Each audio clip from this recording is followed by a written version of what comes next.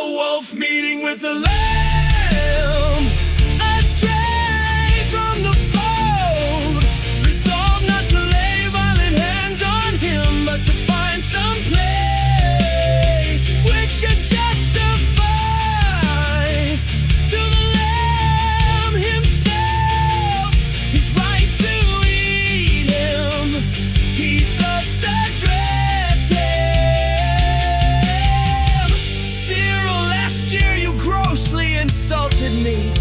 Indeed, bleated the lamb in a mournful tone of voice, I was not then born. Then said the wolf, you feed in my pasture.